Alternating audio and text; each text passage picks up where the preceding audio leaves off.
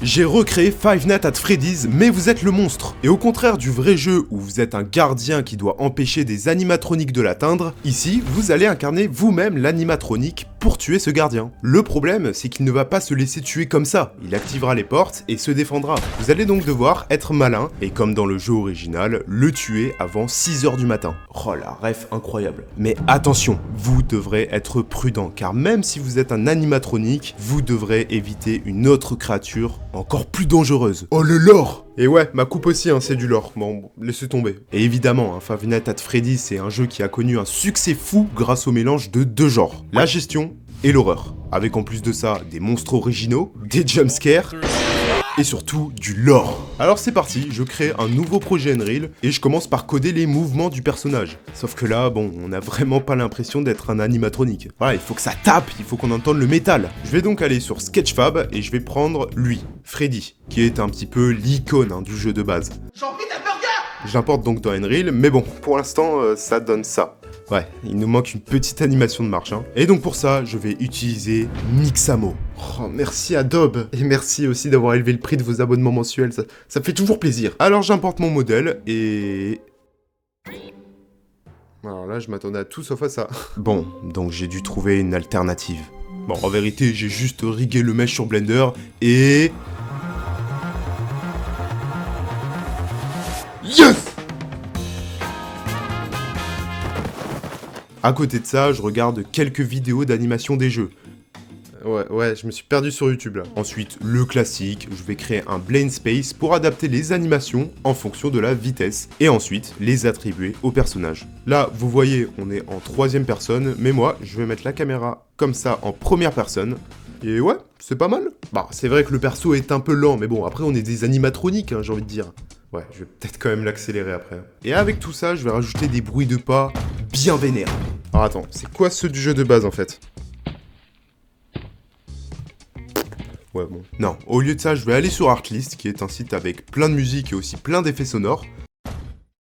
Ouais, ça me paraît correct, hein. N'hésitez pas à vous abonner, ça donne de la force et ça fait plaisir. Attends, il a dit quoi? Ah ouais, non, ok, il disait juste qu'il fallait que tout le monde s'abonne pour qu'on atteigne les 100 000 abonnés. En vrai, on est bientôt 100 000, c'est incroyable. N'hésitez pas à vous abonner à cette chaîne et aussi, pourquoi pas, liker la vidéo. Faites-vous une folie, bordel. Pour ce qui est de la map, on est dans un restaurant. Et pas un McDo, hein, si vous voyez ce que je veux dire. Ni un Burger King, ni un Quick, ni...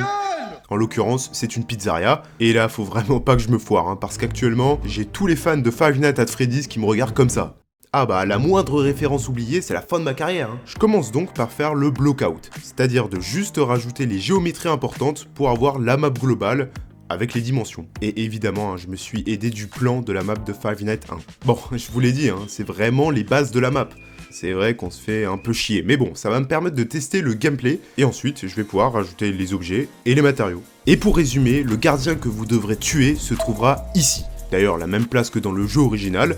Quant à vous, vous serez ici. Bon, là, vous allez me dire, ok, bon, bah, on est juste à côté, go le tuer. Sauf que vous allez voir, c'est pas si simple que ça, parce qu'il fermera les portes, activera les caméras, et peut même vous tirer dessus. Ouais, c'est Rambo le gars. Pour l'atteindre, vous devrez alors désactiver 3 systèmes, à savoir les caméras, la lumière de la salle d'observation, et évidemment les portes. Et à ce moment-là, il ne pourra plus sortir son fusil, et vous pourrez tranquillement le tuer. Par contre, si vous oubliez un système, et hop, je vous arrête. J'ai rajouté 3 cours à ma formation sur la création d'un jeu d'horreur. Avec les nouveaux cours, on recrée les systèmes de caméra de Resident Evil, d'Outlast, et même on recrée le système de couloir infini de Silent Hill PT. D'ailleurs, en ce moment, la formation est en réduction, vous avez plus de 10 heures de contenu. Et voilà, n'hésitez pas à aller voir le site, c'est le premier lien dans la description. Bon ouais, pour l'instant le gardien c'est un cube. Je vais donc commencer par les caméras. En fait c'est assez simple. Quand elles s'activeront, vous devrez rester immobile jusqu'à ce qu'elles s'éteignent. Je vais donc appeler un point sensing qui va définir la zone où le joueur ne doit pas bouger.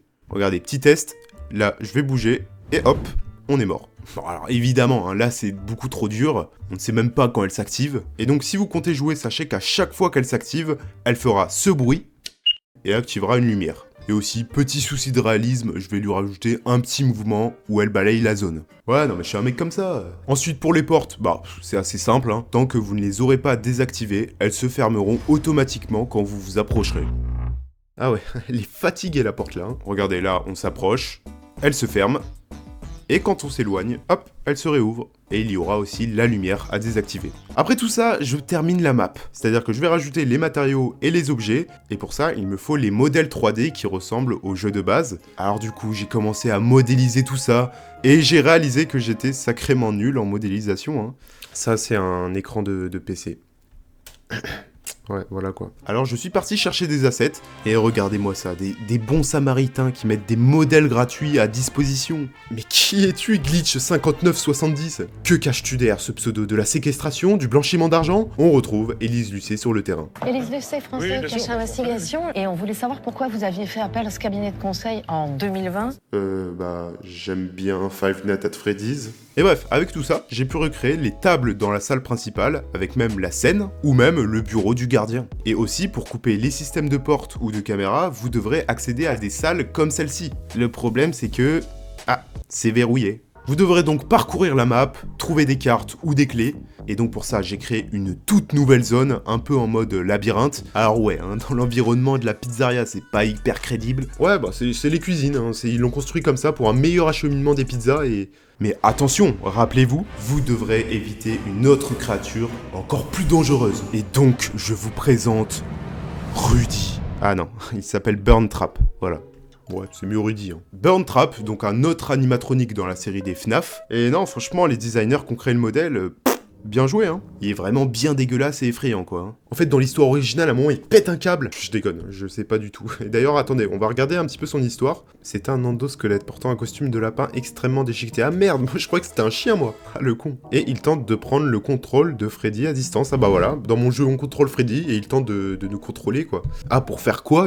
Je ne sais pas. Peut-être il a prévu de créer une chaîne de magasins. Mais en tout cas, il fait plutôt peur, donc c'est parfait. Pour lui, donc, j'ai codé une intelligence artificielle avec deux états. Un état où il marche aléatoirement dans la zone, et un état où il nous court après.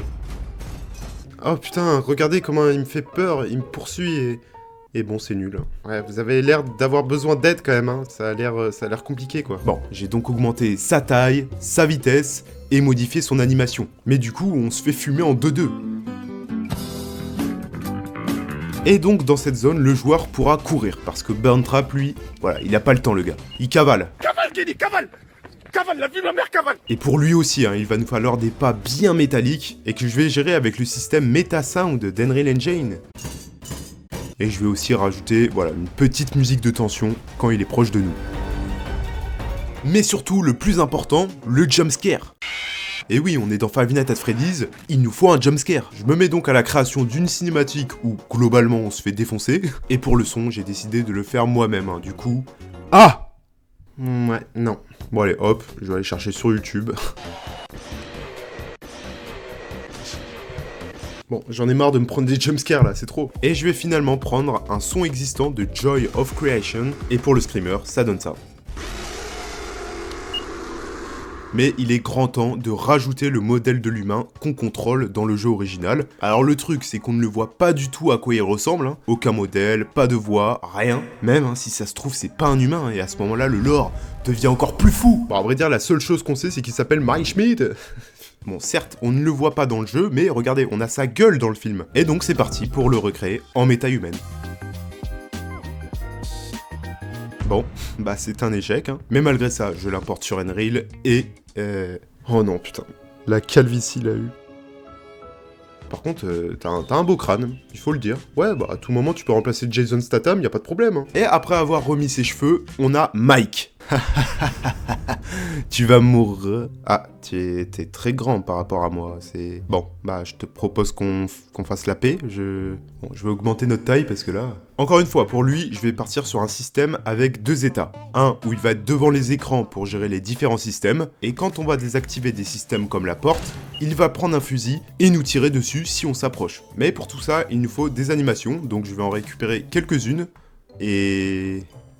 Ok, bon, c'était pas prévu. Pourquoi il m'arrive des trucs comme ça, sérieux? Ok, je crois que tout est bon. Et donc je reprends là où j'en étais, je vais lui rajouter un fusil. Ah bah ouais, Mike, faut pas le chercher le gars. Lui, il commence pas à se battre au corps à corps, le mec il tire direct. Alors, Mike, t'as un gars hyper cool, mais c'est de l'autre sens en fait, de l'autre côté. Finalement, ça donne ça. D'ailleurs, j'en ai profité pour améliorer les systèmes que j'avais créés, celui de la porte, ou celui des caméras, hein, où j'ai rajouté une fonction pour que les délais soient toujours différents. Ah ouais, ça pour tous ceux qui vont jouer, ça va bien vous faire chier ça. Franchement, les caméras, ça va être un de vos pires ennemis. J'ai envie de pleurer, frère. J'ai envie de pleurer! Mais heureusement, vous pourrez les désactiver. Et puis en plus, vous avez la scène du jeu original, vous allez pas vous plaindre quand même. Et je vais aussi en profiter pour mettre les audios originales et aussi tous les objets à récupérer, c'est-à-dire les clés, les codes ou les cartes. D'ailleurs, dans Five Nights at Freddy's, on a un système d'heures qui passe. C'est-à-dire que la nuit commence à minuit et se termine à 6h. Donc dans l'original, il faut survivre jusqu'à 6h, mais ici ce sera l'inverse, il faudra tuer le gardien avant 6h, sinon vous aurez perdu. Bon, petite indication pour ceux qui vont jouer, c'est à peu près 10 minutes que vous avez. Hein. Et en parallèle de tout ça, je vais créer le menu. Lui, donc, c'est nous. Et putain, Mike, hein, en légende. Il est en train de faire ses games de Valo, là, tranquille. Mais bon, sinon, vous pouvez accéder aux paramètres du jeu. Bon, tout ça, vous connaissez. Voilà, le jeu est disponible en description. Pour tous les gens qui s'intéressent à Unreal, j'ai une chaîne tuto. Et d'ailleurs, il y a un nouveau tutoriel qui vient de sortir sur Fab, qui est le nouveau marché d'Unreal Engine. Voilà, n'hésitez pas à y aller et à vous abonner. Vous avez le lien en haut à droite, normalement, ou dans la description. Et voici le gameplay final. Allez, on est parti. Bah alors, Mike. Ah, ok. Ça marche. T'inquiète pas, je vais revenir tout à l'heure. Bon, voilà, va falloir faire gaffe aux caméras. Hein. Ok. Hop. Je prends la clé. Hop. J'active ça. Ok, bon, là, on est dans la zone un petit peu tendue. Oula, il est juste derrière moi. Ok, c'est bon. Je vais pouvoir récupérer la carte tranquillement.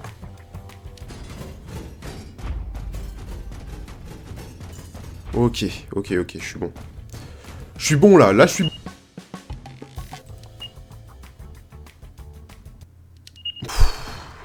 Allez, je vais pouvoir désactiver tous ces caméras de merde, putain.